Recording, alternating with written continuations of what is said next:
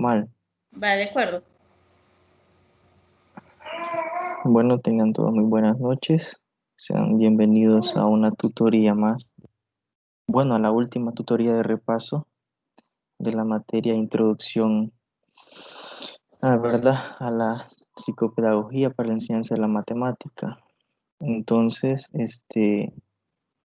eh, agradezco, ¿verdad? De antemano la asistencia puntual de nuestra compañera Iris, ¿verdad? Se nota el interés que tiene por seguir aprendiendo, ¿verdad? Respecto a los contenidos pendientes. Solo permítanme, voy a compartir la presentación en estos momentos y yo le informo para que usted me pueda decir si puede visualizar la presentación. De acuerdo, Lick.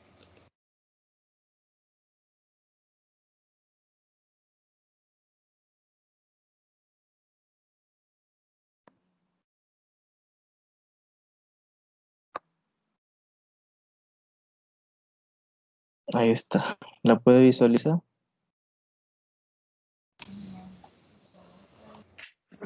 Aún no, Aún pero me no. imagino que está cargando. Ok. Bueno, ya se agregó Rubén. Bienvenido, Rubén, a la última tutoría de repaso de introducción, ¿verdad? A la pedagogía para la enseñanza de la matemática. Bueno, no sé si tenían Hoy alguna sí, duda. Lick, ya Hoy aparece. sí, hoy sí. Bien, estuvimos tratando temas muy importantes, ¿verdad? Muy interesantes acerca de la matemática, ¿verdad? Como un área de conocimiento y decíamos que la matemática es básicamente, si no es la madre, considerada la madre de las ciencias, pues es una de las ciencias más importantes en todo en la gama que tenemos de lo que son las ciencias, ¿verdad? Ya decíamos que el objeto de estudio de la matemática también es todas aquellas cuestiones que se enfocan en lo numérico, en lo lógico, ¿verdad? En aquellos procesos, en aquellos resultados, en encontrar aquellos resultados y aquellas respuestas numéricamente hablando, ¿verdad? Entonces también estuvimos hablando acerca de los fines de la enseñanza de la matemática, ¿verdad?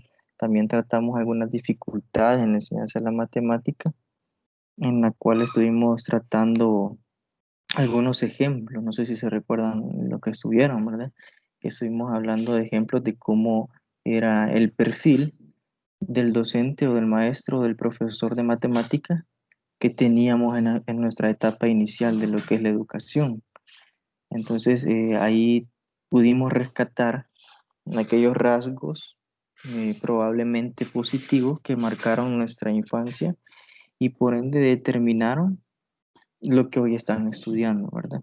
Y también es probable que en muchas situaciones, como lo manifestaron, también eh, tuvieron experiencias con docentes que literalmente les plantearon la matemática como algo súper difícil, algo muy abstracto, algo astral, en lo cual no podían ellos ni siquiera desarrollarse, sino que simplemente les plantearon la matemática como una materia de terror. ¿Verdad? Y hay que cambiar ese concepto de lo que es la matemática, porque y mencionábamos también que si uno hace un sondeo, una pequeña encuesta o una investigación, ¿verdad? Ya que cada investigación requiere de pasar algunos instrumentos, ¿verdad? En la cual el más común es la encuesta. En este caso, voy a hacer un pequeño paréntesis, en su investigación, en su trabajo de investigación no van a hacer eso, ¿verdad? Pero van a cumplir algunos de los pasos básicos para poder realizar una investigación, ¿verdad? Si ya si le agregamos investigación científica, ya sí literalmente tiene que llevar todo y cada uno de los pasos sistemáticamente de la investigación, ¿verdad? Desde el planteamiento del problema hasta las recomendaciones y conclusiones y la bibliografía. Pero en este caso, bueno, lo pudimos explicar bien en en la tutoría ordinaria del día sábado, ¿verdad? En la cual estuve explicando un poco acerca de, de lo que se va a hacer, ¿verdad? Dentro de la investigación, el trabajo final que ustedes tienen que hacer que es para el 1 de febrero, ¿verdad? Yo les recomiendo, y siempre se los he dicho, y ustedes no me van a dejar mentir si ustedes han estado en todas las tutorías. Siempre lo he dicho y ustedes van a decir, Lick, ya aburre, pero esto los va a formar a ustedes. No dejen las tareas para última hora. Entonces, en las indicaciones de la tarea se les especifica a ustedes, ¿verdad? Que puedan realizar por partes la investigación, ¿verdad? Por ejemplo, hay unas fechas, ¿verdad? En la cual ustedes van a seleccionar el tema y luego van a dar continuidad a los otros pasos, ¿verdad? De la fecha. Entonces, si ustedes respetan las fechas, van a tener listo su trabajo a tiempo para poder entregarlo. Pero, ¿qué es lo que sucede? Y no lo digo por todos, sé que todos o la mayoría son muy puntuales y muy responsables con sus tareas.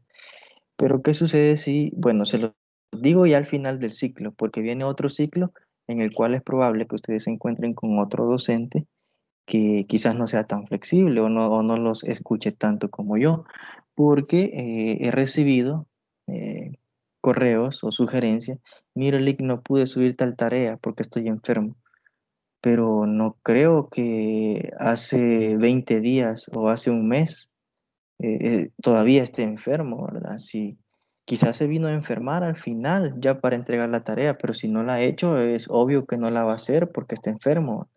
Entonces, por esas razones, se les solicita a ustedes que hagan su tiempo, ¿verdad? Que no digan, la tarea es para tal fecha, voy a descansar ahorita o ahí la voy a dejar después.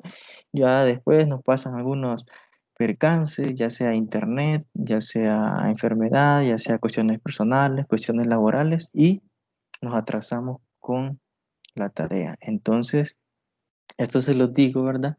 Para que ustedes puedan, bueno, y qué bueno que ustedes dos están acá. No sé si se ha agregado alguien más. Ahorita voy a ver. No, solo ustedes dos. Y qué bueno, ¿verdad? Espero que lo tomen. Y no es un regaño, sino que es un consejo, ¿verdad? Esto nos va a hacer mejores profesionales. Y créanmelo, no solo ustedes tienen cuestiones que cambiar. Yo cambio, yo trato de cambiar y pues he cambiado aspectos con que tienen que ver con la responsabilidad. Créanmelo, yo también fui estudiante y también pasé por un proceso. Entonces, todo eso que nosotros queremos llegar a ser un buen profesional, ¿verdad? Entonces, están determinadas también o van dentro de los fines de la enseñanza de la matemática, ¿verdad? Porque los fines pueden estar planteados muy bonitos, pero si el docente de matemáticas no tiene claro hacia dónde quiere llegar, hacia dónde quiere llevar a los estudiantes, entonces no va a servir de nada. Tiene que haber una conexión, ¿no? No solamente docente capaz y fines fuera de lugar, ¿verdad? Sino que los fines bien establecidos y el docente capaz y bien mentalizado hacia dónde quiere llegar. Entonces, también hay aspectos dentro de las dificultades de la enseñanza de la matemática. Y cuando hablamos de dificultades, eh, ¿qué se les viene a la mente a ustedes cuando hablamos de dificultades de la enseñanza de la matemática? A ver, Iris, ¿qué se le viene a la mente con esto que voy a sombrear ahorita, en este momento? Hola, buenas Hola, noches. Sí, bueno, de las dificultades hay muchas, claro, sobre todo en matemáticas, porque fíjese que como la matemática es progresiva, entonces con el método de enseñanza que se tiene, si bueno, hoy que no tenemos clases presenciales, pero cuando las clases son presenciales y a veces el tipo de maestro, así como estábamos hablando la clase anterior, que no permite que el niño se exprese o si tiene dudas, no le permite hacer sus casos. claro, En ese caso, el niño se queda con esa duda. Entonces, al tener esa duda que no resolvió, ya la siguiente clase no pudo hacer esta suma por decir algo. Entonces, como se quedó con la duda, y ya la siguiente clase que le va a tocar las multiplicaciones hace un bloqueo, porque como él no sabe lo anterior, no puede hacer lo siguiente. Entonces, y eso es lo que yo considero que le hace a uno hacer ese rechazo a la matemática, esa dificultad que uno dice, no, si es que es bien difícil, pero no es que sea difícil, sino en la forma que se le enseñan a uno y que uno no la aprende correctamente. Entonces, porque cuando usted enseña la matemática, por ejemplo, un niño, y el niño lo sabe hacer, ese niño cuando le dicen, vaya, a ver quién termina rápido, entonces, si ese niño termina rápido el ejercicio, se pone contento y quiere otro. Entonces está motivado porque lo sabe desarrollar. Pero el niño que no lo sabe desarrollar y no lo sabe hacer, se frustra. Entonces siento yo que esa es una de las dificultades que tenemos nosotros y solo se va a poder salvar, por ejemplo, que los docentes que estén en primaria sean, queda así a esa carga, ¿verdad? A poderles enseñar y enseñar desde la primera infancia que la matemática no es difícil. Entonces, el método, ahora, bueno, por ejemplo, digamos que también hoy la facilidad del Internet, que no todos tienen Internet, se ha dificultado no solo para la matemática, sino que para las otras asignaturas. Entonces, es lo que yo le puedo aportar, licenciado. Ok, muchas gracias, Iris. Todo lo que usted ha mencionado, y todo lo que yo he mencionado acá, se queda corto en el universo de la enseñanza de la matemática. ¿Por qué les digo esto? Porque a esto de las dificultades para la enseñanza de la matemática se le agregan un sinfín de problemas, un sinfín de situaciones que limitan el desarrollo cognitivo del niño. En este caso pueden ser algunos problemas de aprendizaje o que puedan tener algunos niños como dislexia, ¿verdad? O aquel trastorno por déficit de atención o el trastorno por falta de comprensión lectora, ¿verdad? Todos esos aspectos es bueno que el maestro también los conozca. Y pues si no los conoce o la institución no los tiene en el expediente del niño, pues el docente tiene que estar capacitado para poder identificar este tipo de situaciones, ¿verdad? Entonces, por eso es que a ustedes se les da psicología, por eso es que a ustedes se les da fundamento, por eso es que ustedes ven un sinfín de ciencias dentro de lo que es la carrera de la enseñanza de la matemática, ¿verdad? No crean que, yo no voy a estudiar matemática porque solamente números voy a ir a ver allá. O sea, hay materias específicamente para ello, pero es necesario que nosotros comprendamos el papel tan importante y fundamental que tiene el docente y más que todo en la enseñanza de la matemática. ¿Por qué les digo en la enseñanza de la matemática? Por todos estos aspectos y por toda esta clasificación que se ha hecho de la matemática, de que la matemática es difícil, de que la matemática es aburrida, de que la matemática aquí, la matemática allá, pero más que todo cuestiones negativas. De 100 personas, 3 4 o 5 pueden decirle que les gusta la matemática, a lo mucho exagerando, ¿verdad? Entonces, cuando hablamos de la dislexia, pues puede ser que este trastorno de aprendizaje, ¿verdad? Dificulte, ¿verdad? Para poder identificar o que el niño identifique aquellos problemas reales, ¿verdad? Aquellos sonidos. Y para comprender esto, ¿verdad? Debe de relacionar lo que se está viendo, ¿verdad? Las letras, palabras y debe de codificar. Entonces, si el niño no puede codificar, no puede identificar o no puede hacer relación, va a ser muy difícil que el niño pueda este, aprender, ¿verdad? En el área de las matemáticas. O sea, sin embargo, hay atenciones especiales, para eso existe lo que es la educación especial, ¿verdad? Y no quiere decir, y muchas veces la gente, o bueno, la mayoría, todos, porque me agrego, un día dijimos, "Ay, estos niños son retrasados o no pueden, no, sino que son niños especiales, ¿verdad? Son niños que tienen su manera diferente para poder aprender. En este caso, ellos tienen algunas otras áreas que pueden ser explotadas para que ellos puedan mejorar su proceso de aprendizaje, ¿verdad? Entonces, dentro de lo que son las dificultades para la enseñanza de la matemática, híjole, nos encontramos un sinfín de dificultades, pero dentro de las que podemos rescatar, están las que mencionamos en la tutoría pasada, ¿verdad?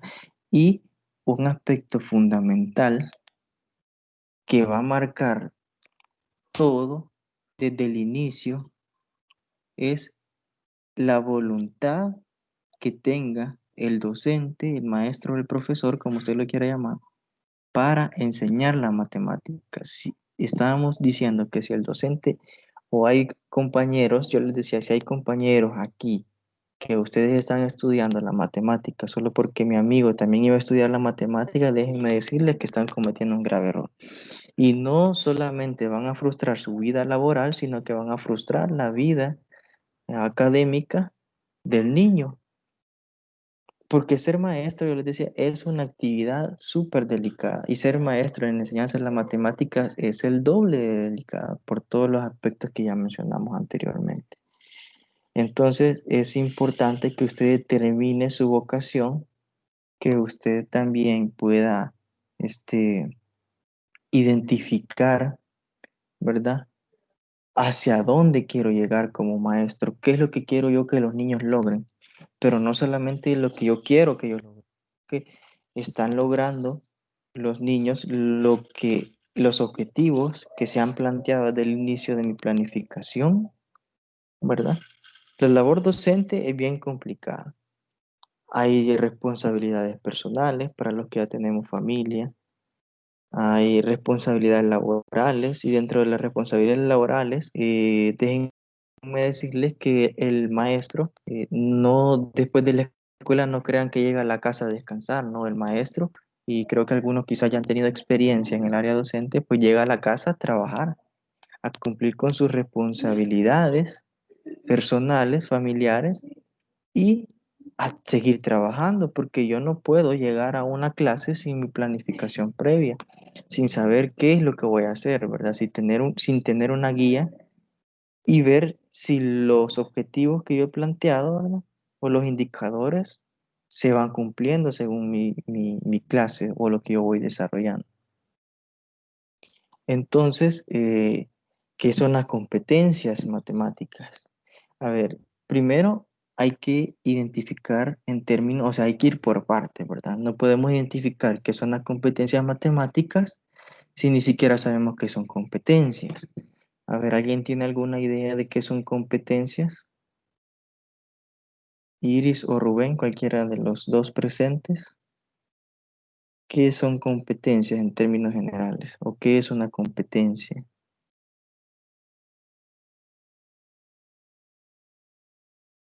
Académicamente hablando, ¿verdad?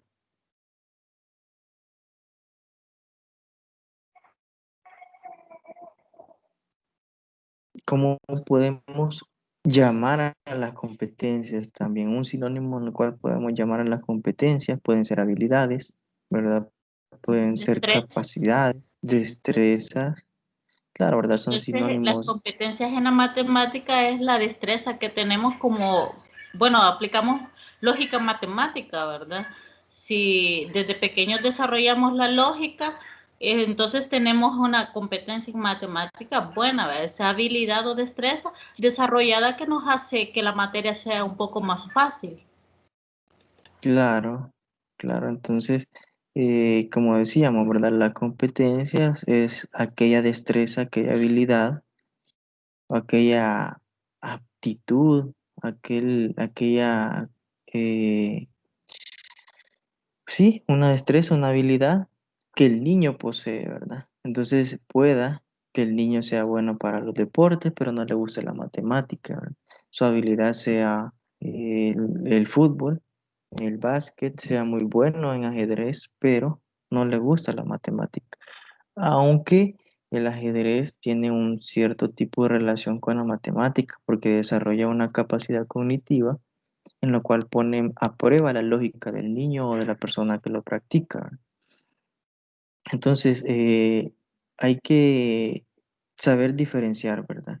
Lo que es la competencia, hay que saber determinar en palabras o en definición general, qué es una competencia, ¿verdad? Y entonces podemos decir que la competencia es un conjunto de conocimientos, ¿verdad? Que al ser utilizados mediante habilidades de pensamientos en distintas situaciones genera diferentes destrezas en la resolución de problemas de la vida, ¿verdad?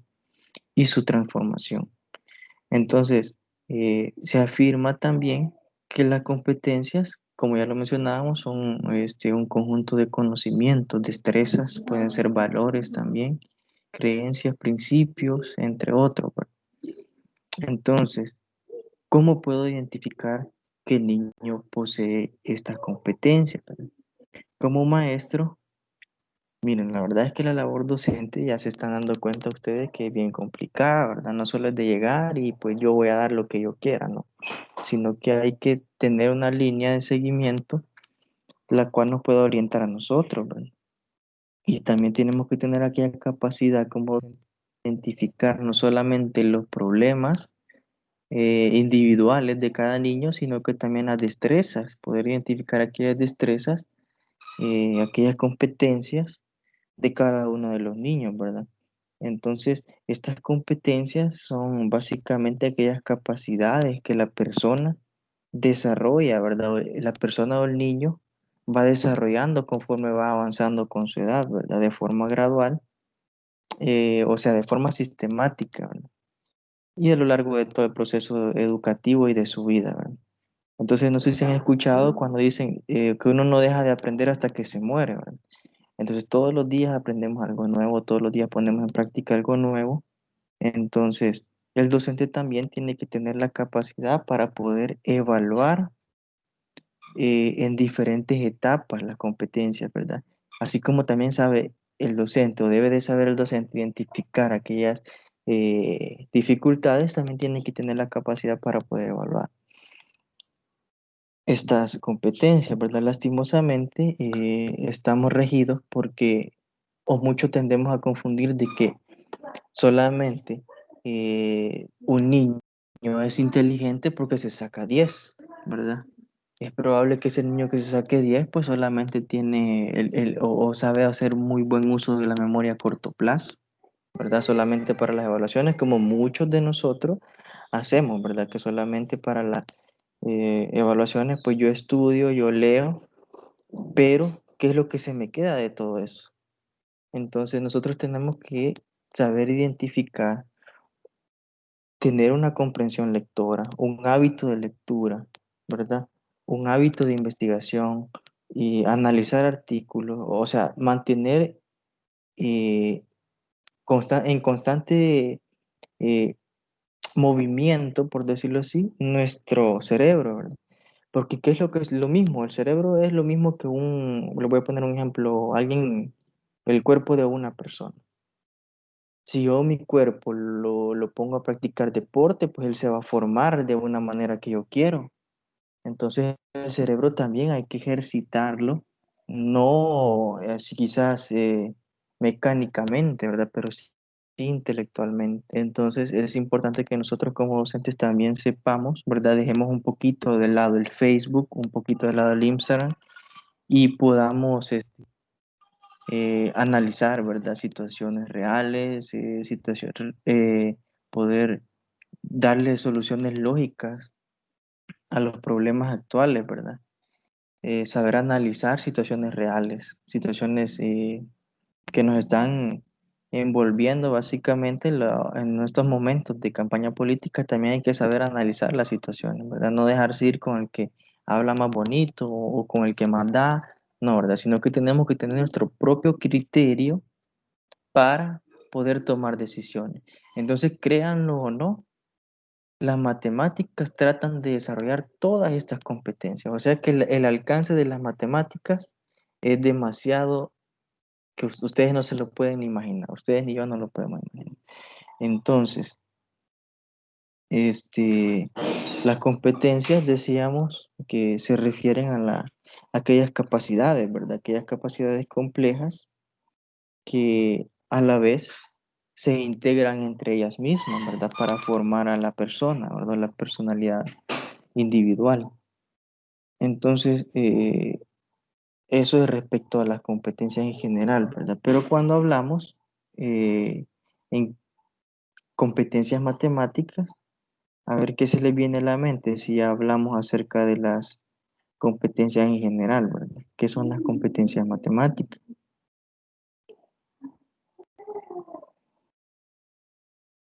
Les voy a poner este ejemplo. Bueno, yo tuve un compañero cuando yo estudié en la carrera para ser docente, pues él era demasiado bueno en lo que hacía. Él, no sé, quisiera haber tenido la capacidad que él tenía para poder analizar situaciones, para poder resolver problemas. O sea, su CI, su coeficiente intelectual era arriba de cualquier persona normal, ¿verdad? El coeficiente intelectual de una persona normal es del 90 aproximadamente, ¿verdad? Y el de él excedía ese número, ¿verdad? En cuanto al instrumento que una vez hicimos el ejercicio y pues lo pasamos ahí en algunas pruebas psicológicas y psicométricas, ¿verdad? Todo lo que tiene que ver ahí con esas pruebas. Entonces, se logró identificar que él era así. Él, y yo decía, él, chica, llega a las clases, o a veces se va, a veces no llega, pero él era el que salía mejor en todas las evaluaciones, en todas las actividades. Entonces, uno tiende a generar aquel tipo de envidia, pero no aquel tipo de envidia negativa, sino que aquel tipo de envidia sana y empieza lo empezaba a molestar y le decía, mira, ¿y cómo haces? Y él me decía que no hacía nada. Y nos dimos cuenta que él era diferente a todos nosotros. Entonces hay personas y van a haber niños que ustedes van a identificar que son diferentes en cuanto a las capacidades que tienen individualmente. Hay que saber identificar también, y hay una diferencia muy importante entre aquella persona que es inteligente ya de nacimiento o aquella persona que es aplicada, ¿verdad? Muchas veces tienden a confundir los maestros, este niño sí es inteligente, no, es aplicado porque es responsable, cumple con las tareas, es aseado para sus tareas. Entonces, eh, hay mucha diferencia, ¿no? Entonces, en cuanto a las competencias matemáticas, ¿verdad? Se refiere básicamente, si ya dijimos que el objeto de estudio es la matemática, es todo aquello numérico, todo aquello que tiene que ver con la lógica matemática, con aquellas resoluciones de problemas. Entonces la competencia matemática básicamente consiste en aquella capacidad que tiene el individuo o aquella habilidad, aquel superpoder, ¿verdad? Como ustedes lo quieran llamar, para poder utilizar o relacionar o resolver problemas, ¿verdad? Referentes o algunas operaciones. Entonces, en el cual este puede hacer el estudiante, el niño puede hacer una codificación de números, o operaciones, símbolos, ¿verdad? Entonces, a eso se refiere lo que son las competencias matemáticas. Entonces, no sé si ustedes le quieren agregar algo más a las competencias matemáticas, a lo que es una competencia matemática. Bueno, entonces acá tenemos una pequeña definición, ¿verdad? De lo que lo que es la competencia matemática. Y dice que la competencia matemática consiste en la habilidad para utilizar y relacionar los números, lo que yo les estaba mencionando, ¿verdad? Sus operaciones básicas, los símbolos y las formas de expresión y razonamiento matemático, ¿no? Tanto para producir e interpretar distintos tipos de información como para ampliar el conocimiento sobre aspectos cuantitativos y espaciales de la realidad, ¿verdad? Cuantitativos, cuando hablamos de aspectos, y quiero hacer una pausa acá, cuando hablamos de aspectos cuantitativos, perdón, ¿a qué se refiere? A cantidad, aspectos Claro, que se ¿verdad? pueden contar. Sí, cabal, aquellos aspectos que puedan ser, eh, que se pueden contar, ¿verdad? Que se pueden representar a través de números. Entonces, esos aspectos cuantitativos y aquellos aspectos espaciales, ¿verdad? De la realidad. Y para resolver problemas relacionados con la vida cotidiana y con el mundo laboral. Si ustedes se fijan, en el libro que ustedes pudieron leer, si es que lo leyeron, ¿verdad? Respecto a lo que estábamos hablando, pues todo lo que yo les he dicho no es ninguna mentira, ¿verdad? Sino que la matemática tiene que poder darnos aquella capacidad, ¿verdad? Aquellas habilidades para resolver problemas relacionados con la vida cotidiana. Ay, pero Lick, yo ya puedo resolver problemas de la vida cotidiana. Cuando mi mamá me manda a la tortillería, yo puedo hacer las cuentas y no me bajan, dice uno. Pero no solamente se refiere a ese tipo de problemas. Sí, y haga uso de la matemática de una manera básica, pero este, ya cuando se enfrente al mundo laboral de por sí, pues ahí sí, ya nosotros que estamos en el área de la matemática, pues ya es otro mundo diferente, ¿verdad? Entonces acá vamos a poder identificar los tipos de competencias, ¿verdad? Y vamos a hablar acerca de las competencias básicas. Y hace mención en que su aspecto más fundamental, las competencias básicas comprenden las nociones de lectura, escritura y aritmética, ¿verdad? Necesarias para conseguir trabajo suficientemente bien pagado, para satisfacer las necesidades cotidianas, ¿verdad? Entonces, alguien que adquiera estas competencias básicas tiene la posibilidad de poder optar por un nivel de vida, ¿verdad? Diferente a los demás. Porque si ustedes se fijan y si van a preguntar a alguna escuela o optan por alguna plaza, pues las que más sobran o las que más hacen falta son los docentes de matemática, que es difícil que alguien llegue, ¿verdad? Porque, yo quiero ser maestro de matemática, ¿verdad? La mayoría va para sociales, la mayoría va para lenguaje, para ciencia, pues, las materias básicas.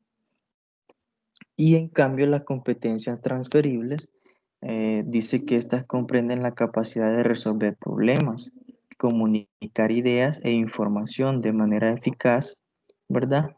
Ser creativo, mostrar dotes de mando y escrupulosidad, ¿verdad? Es una palabra que a veces nos cuesta eh, decir, ¿verdad? Pero en realidad esta palabra, ¿a qué hace referencia? A ver,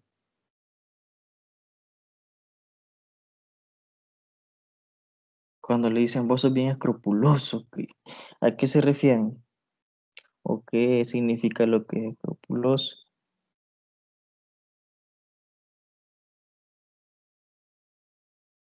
Cuando uno tiende a hacer alguna actividad, pues cuando va al punto, ¿verdad? Cuando lo hace a cabalidad, cuando da donde justo debe de ser. Entonces a eso se refiere, ¿verdad? Aquella capacidad de exactitud que se tiene, por ejemplo, si usted saca 10 en un examen, es que usted fue demasiado escrupuloso, ¿verdad? Y pudo este, identificar cada una de las dificultades que tenían los ítems, ¿verdad? Entonces, eh, todo esto es importante, ¿verdad? Porque acá se menciona también que las personas necesitamos, ¿verdad? Estas competencias para poder adaptarnos a distintos entornos laborales y aumentar así en sus posibilidades de permanecer en empleos bien remunerados. Aunque crean lo que esto es, pues se queda muchas veces solo acá. La realidad, pues en la que vivimos es otra, ¿verdad? Uno si no está asociado a algún sindicato, pues es bien difícil que la plaza de maestro pues se le pueda dar por sus competencias y todo lo que uno posee. Créanme lo que es bien difícil y lastimosamente así es. Nuestro sistema educativo no se queda exento, ¿verdad? O aislado de todo ese tipo de corrupciones, no, no crean, si aquí hay un tipo de corrupciones que si nos podemos hablar amanecemos, pero es necesario conocer lo que son las competencias básicas y las competencias transferibles. En cuanto a las competencias técnicas y profesionales, esto hace énfasis a que numerosos empleos exigen determinados conocimientos técnicos, desde cultivar verduras hasta utilizar máquinas de coser, ¿verdad? Poner ladrillos o utilizar una computadora. Entonces, cuando se refiere a competencias técnicas, ¿verdad? Y aquí hay algo que quiero recalcar. Muchas veces vemos de menos la profesión o el trabajo de alguien que cultiva verdura o que utiliza una máquina de coser.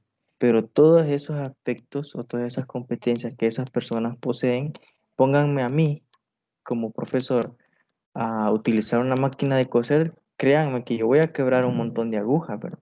Porque yo no sé utilizar una máquina de coser, no es mi competencia, no es mi fuerte el ocupar una máquina de coser, pero todo lo que estas personas individualmente practican diariamente, pues todo esto ayuda a- al desarrollo de la sociedad, créanlo, ¿no? ¿Verdad? Desde la persona aquella que pega ladrillo hasta la persona que cultiva las verduras que nosotros nos comemos. Así también como nosotros los docentes que utilizamos hoy en día una computadora, ¿verdad? Y sabemos manejar algunas de las plataformas virtuales para poder estar conectados con ustedes.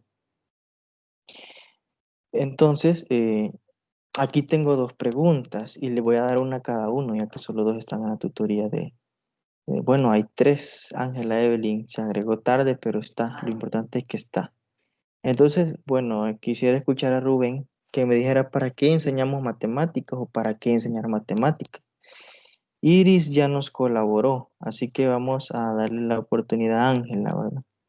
No crean que estas preguntas son evaluadas o que aquí se va a burlar a alguien de ustedes, no, ¿verdad? Entonces, Rubén, ¿para qué enseñamos matemáticas o para qué enseñar las matemáticas? De todo lo que ya venimos diciendo, usted puede sacar su respuesta. Y Ángela, ¿verdad? ¿Qué matemáticas enseñar en una sociedad influida por la tecnología? A ver qué se les ocurre a ustedes. Ustedes como docentes tienen que ser innovadores, ¿verdad? Y tienen que estar a la mano con la tecnología. Entonces quiero que me ayuden resolviendo o dando algún punto de vista respecto a estas cuestionantes, ¿verdad?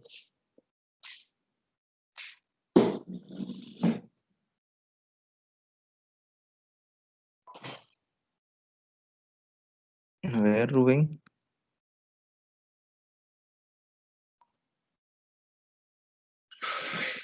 Ángela, defienda su pregunta.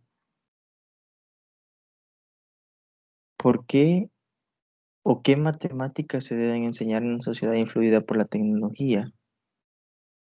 A ver, estas son preguntas que debemos de manejar nosotros como futuros docentes, ¿verdad?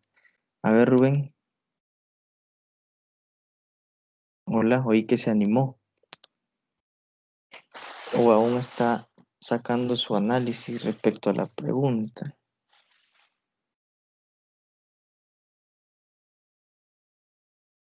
Hola, hola, no sé si me escucha, Rubén. Buenas noches, Lick. Buenas noches. Pues en mi caso, ¿para qué enseñar matemática? Bueno, la matemática no es que se ejerza solo en educación para que la aprendamos, sino que en muchas áreas laborales se utiliza la matemática como mercadeo y muchas otras disciplinas. Claro, ¿verdad? Lo que veníamos hablando. Gracias, Rubén.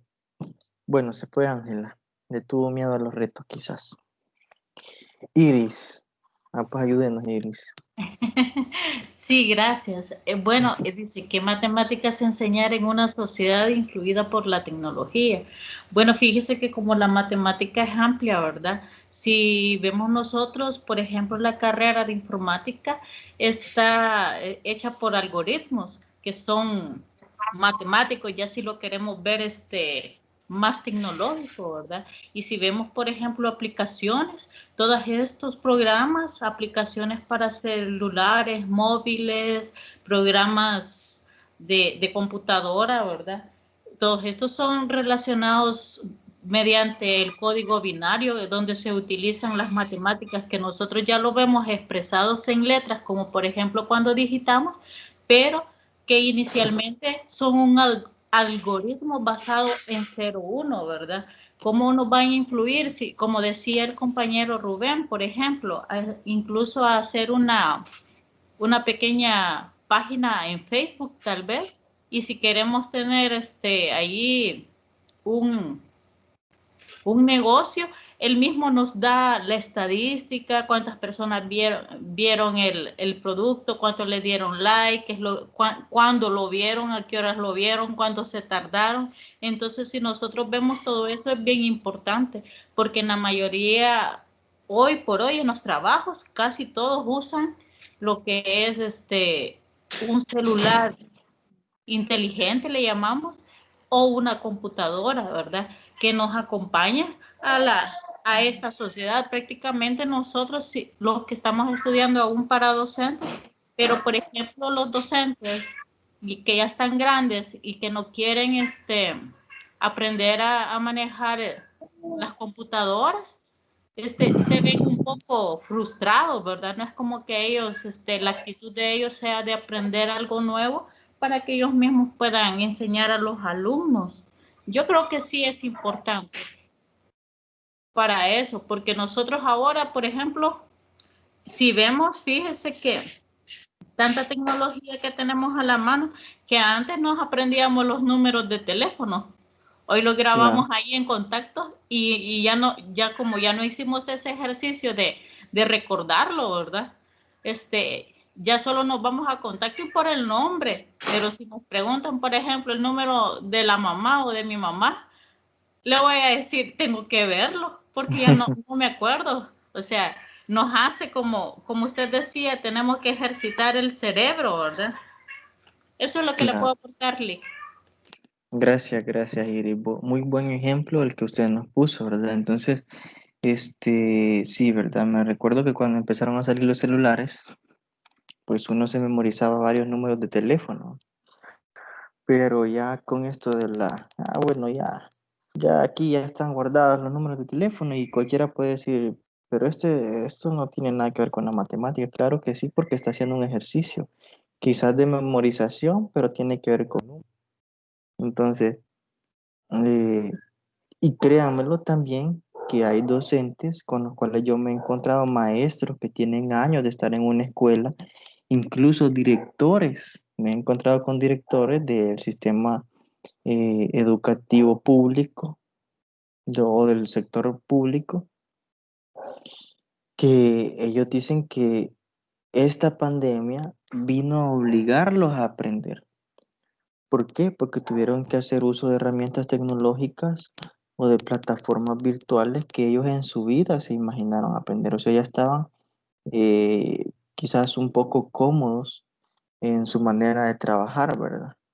De- pero lastimosamente, o bueno, quizás no lastimosamente, sino que beneficiosamente llegó la pandemia en este caso y no es porque yo estoy diciendo que la pandemia, como alguien por ahí dijo que era una bendición, ¿no?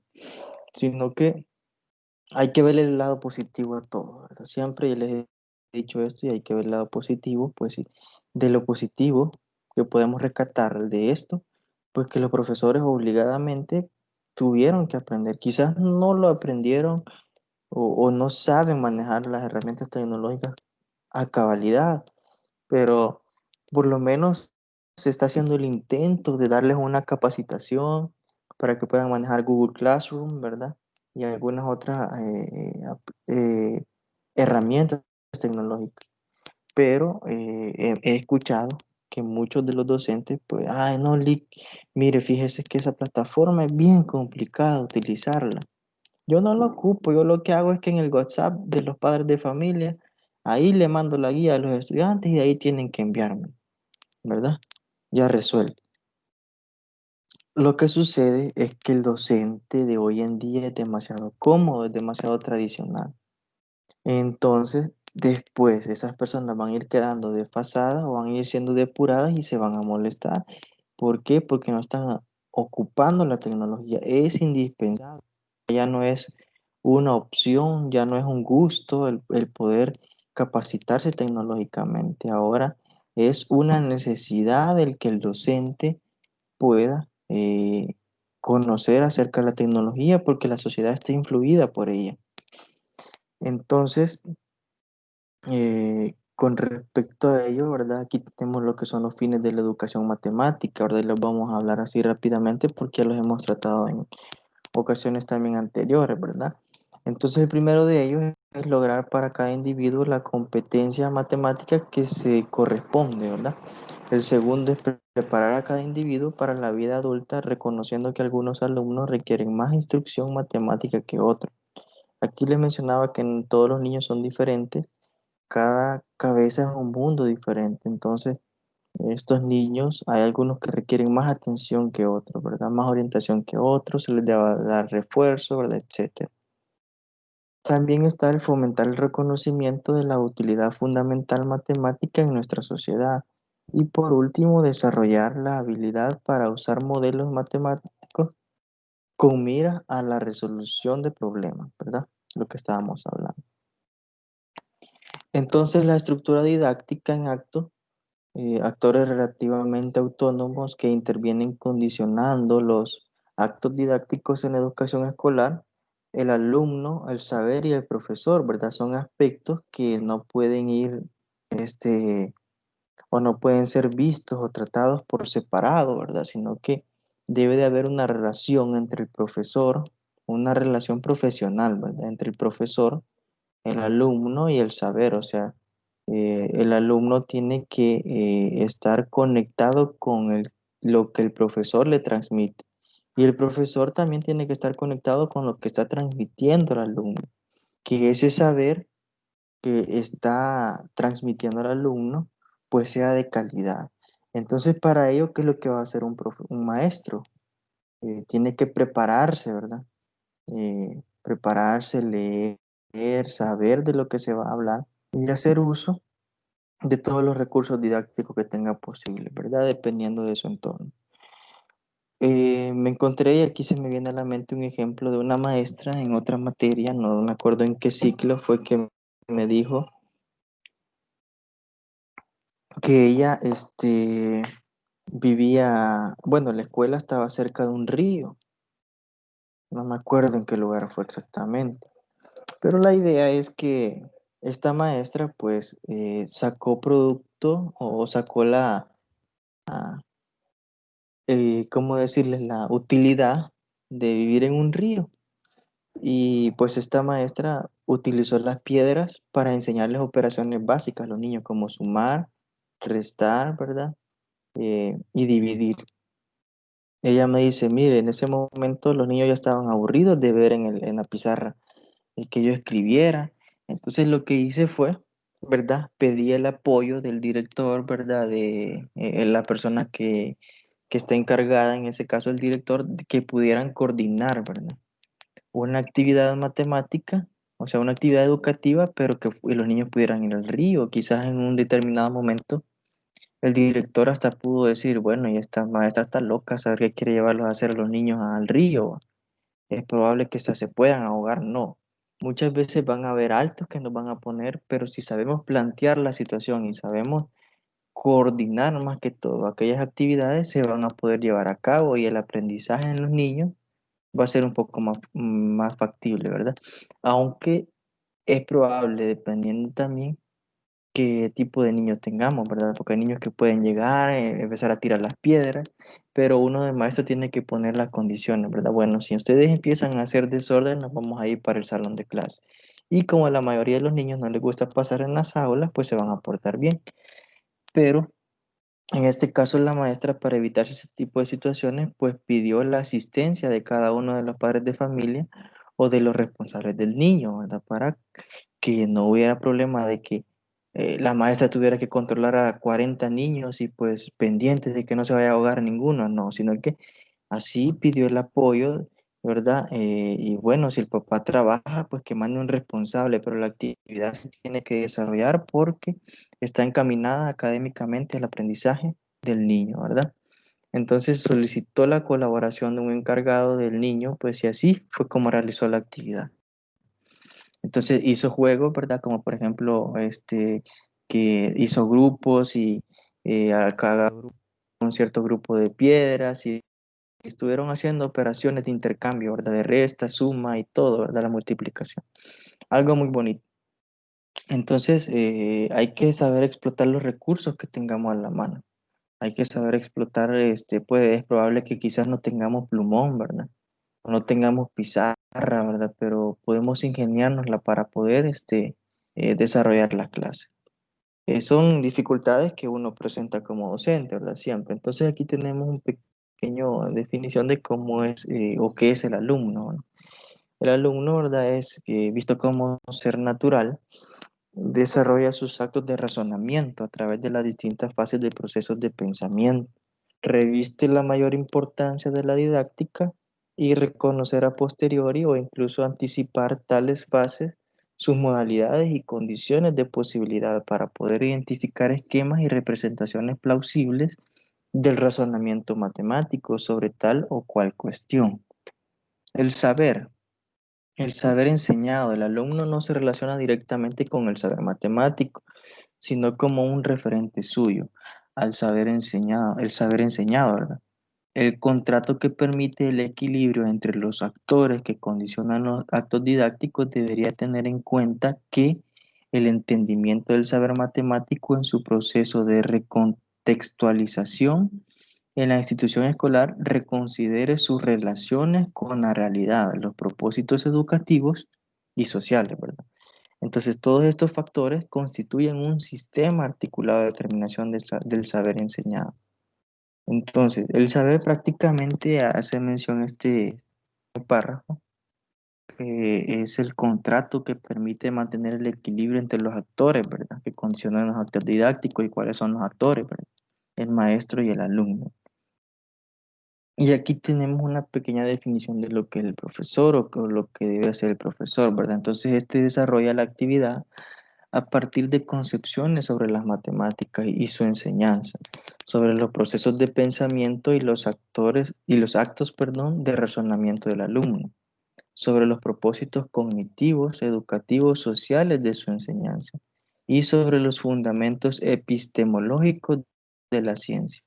Dichas concepciones constituyen lo esencial de la ideología privada que interviene en las prácticas educativas y pedagógicas del profesor, ¿verdad? Todo el entramado de situaciones que hemos estado tratando a lo largo del ciclo, ¿verdad? Las funciones del profesor, el deber del profesor, la vocación del maestro, ¿verdad?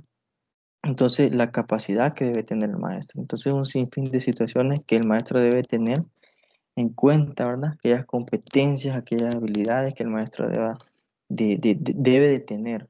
Y no solamente que debe tener, sino que debe de tener aquel deseo de poder adquirir otras. Entonces es importante que nosotros como maestros, ¿verdad? Como futuros docentes, tengamos en cuenta todas estas situaciones cuando las pongamos en práctica. Entonces, aquí vemos lo que es el saber matemático y el saber enseñado. El saber matemático hace mención a que es transpuesto en el saber enseñado por la estructura didáctica, ¿verdad? El objeto matemático al cual se refieren las cadenas de enunciados predicativos de una teoría no es el objeto de la enseñanza.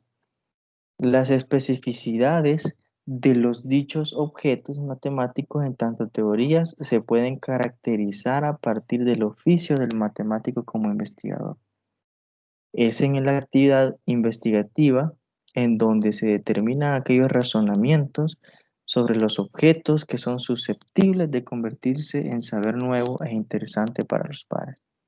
Entonces, hay que identificar también que aquello que estamos investigando, aquello que estamos nosotros como descubriendo, pues eso va a ser el fruto, ¿verdad? El fruto del aprendizaje que vamos a tener dependiendo la calidad de investigadores que seamos como profesores en el área de la matemática. Entonces, aquí hay una tablita, ¿verdad? En la cual ustedes pueden identificar dificultades para la enseñanza de la matemática, ¿verdad? Ya estuvimos hablando en algunas. Bueno, y una de ellas es el desconocimiento, ¿verdad? El desconocimiento de la disciplina, o sea, un maestro no puede llegar al salón de clase desconociendo respecto a la materia, ¿verdad? Desconociendo acerca de los métodos que voy a poner en práctica para poder desarrollar mi clase y mucho menos de la didáctica que yo voy a utilizar, ¿verdad? Entonces, también la motivación es un factor indispensable, eh, ¿verdad? Que el docente tiene que buscar aquellas estrategias para que involucren o los niños se vean interesados en participar en la clase. Entonces, también está lo que es la evaluación, ¿verdad? y que muchas veces se confunde la evaluación del aprendizaje con la calificación. Aquí es algo que estábamos mencionando anteriormente, ¿verdad? Que lastimosamente nuestro sistema educativo debemos de calificar, ¿verdad? Para saber que alguien ha aprendido. No es así. Entonces no tenemos que confundir lo que es la evaluación del aprendizaje con la calificación, ¿verdad? ¿Cómo voy a evaluar eh, o cómo voy a saber que el niño ha aprendido, ¿verdad? Tomando el papel de observador, ¿verdad? El papel de observador se ha desarrollado aquellas capacidades que el niño no se notaba que tenía al principio de la unidad, ¿verdad? Y ya al final de la unidad el niño ya puede desarrollarla, ¿verdad? No solamente porque se sacó 10, como les digo, es probable que se saque 10, pero solamente se recuerde para el examen, ¿verdad? Entonces está también la otra dificultad en la enseñanza. Es verdad que no se parte de un diagnóstico. Un maestro, ustedes ya saben que tiene que hacer un diagnóstico. Cuando yo inicio con alumnos nuevos y cuando ustedes inicien con un nuevo grado, ¿verdad? Etcétera, hay que hacer un diagnóstico, ¿verdad? Para saber de dónde voy a partir. Porque si yo voy a partir, por ejemplo, eh, el tema es la multiplicación, ¿verdad? Porque ustedes se supone que en los grados anteriores ya saben sumar, restar, ¿verdad? Pero si el niño aún no logra manejar en su totalidad esas dos operaciones básicas, ¿qué es lo que tengo que hacer yo? Poder dar un repaso, ¿verdad? Un repaso para que el niño pueda entrar en sintonía, porque yo no voy a venir a construir una pared, ¿verdad? Sobre, no sobre ladrillo, no sobre otro ladrillo, sino que voy a poner un pedazo de cartón. No, ¿verdad? Entonces, es lo mismo, ¿verdad? Yo no voy a poder venir a enseñarles algo de multiplicación a los niños y creo que es un error que se da constantemente y que por eso quizás muchas veces también se frustra lo que es y se ve a la matemática como algo demasiado difícil porque no se ha entendido algo cuando ya se está viendo otra cosa. Entonces es importante que se identifique y que podamos saber cuál es la ventaja de poder hacer un diagnóstico de dónde vamos a partir, ¿verdad? Entonces, acá también está lo que es un modelo para la enseñanza de las matemáticas, ¿verdad? Este es un pequeño esquema que ustedes lo van a encontrar en el libro, en el material de lectura de la unidad, pues si ahí básicamente lo explica mejor. Aunque hemos tratado de darle respuesta durante la tutoría del sábado y la tutoría del día de hoy, ¿verdad? Con algunos aspectos que hemos mencionado, ¿verdad? Como por ejemplo la práctica. Pues sí, o sea, obviamente como dicen, ¿verdad? La práctica hacia el maestro. Yo no voy a poder aprender si no practico. No me puedo quedar solo con la teoría numérica. Tengo que practicar, ¿verdad? Como lo mencionaba y el ejemplo que ponía la compañera Iris, ¿verdad? La práctica de memorización de los números telefónicos, pues eso hacía que mi mente se mantuviera activa, ¿verdad? Son actividades que uno tiene que identificar, ¿verdad? Como maestro. Entonces, la enseñanza basada en necesidades, ¿verdad? Eso estuvimos hablando un poco también acerca de cómo, cuándo ocurre el aprendizaje, ¿verdad? Cuando el niño puede, por ejemplo, hacer las cosas él solo o cuando necesita de alguna orientación, ¿verdad? Dependiendo de las necesidades que este niño tenga o de aquellos requisitos que se puedan prever al niño para que éste pueda lograrlo, ¿verdad? Solo así va a ocurrir el verdadero aprendizaje.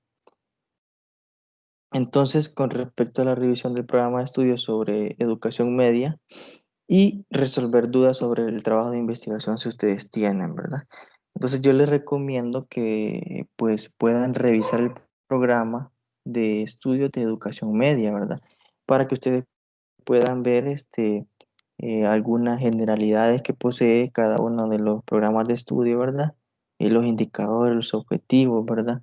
Las competencias y todo lo que ustedes ya van a investigar. Y pues si tienen alguna duda, ¿verdad? Con lo que es el trabajo de investigación o quedó claro el día sábado que lo explicamos. Y si no, pues damos por finalizada la tutoría.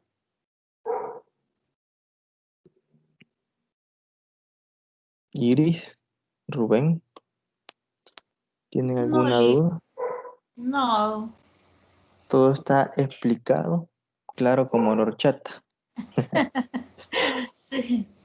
Bueno, bueno, ya se conectó Ángel, la verdad, ya para despedirnos, ¿verdad? Pero quizás ha tenido problemas de conexión, suele suceder. Bueno, entonces nada más, quiero despedirme de ustedes, ¿verdad? Diciéndoles este pensamiento. A mí siempre me gusta poner un pensamiento, ¿verdad? Dentro de mi presentación. Y pues este pensamiento dice, puedes enseñar una lección un día, pero si puedes enseñar creando curiosidad, el aprendizaje será un proceso para toda la vida, ¿verdad? Entonces les dejo este pensamiento a ustedes, ¿verdad? Para que puedan relacionarlo también con lo que hemos estado hablando. Y para mí, pues de antemano, decirles que ha sido un gusto, ¿verdad? El poder estar con ustedes durante todo el ciclo, ¿verdad? En el cual, bueno, tendríamos que haberlo terminado el año pasado, pero por cuestiones que ustedes ya conocen, este, se tuvo que extender, ¿verdad? Pero yo lo hago con el mayor de los gustos, no lo hago porque es mi obligación ni mi deber, sí, es mi responsabilidad atenderlos a ustedes, pero cada día que tengo una tutoría, ¿verdad? Trato de hacerlo de la mejor manera, explicando los temas, dándoles la apertura a ustedes para que puedan expresarse. Y pues espero ir mejorando día con día, ¿verdad? Espero también el poder encontrarme con ustedes en futuras materias y quien quita y como futuros colegas también, ¿verdad? Espero también que salgan bien en su trabajo de investigación. Recuérdense que es indispensable que ustedes lo terminen porque el 1 de febrero tenemos el trabajo de investigación. Y no recuerden también, perdón, no recuerden, no olviden, no olviden la fecha del parcial, ¿verdad? ¿Qué día es el parcial? A ver si se recuerda. ¿Y a qué horas? A ver quién se recuerda o han puesto su recordatorio respecto al parcial de introducción.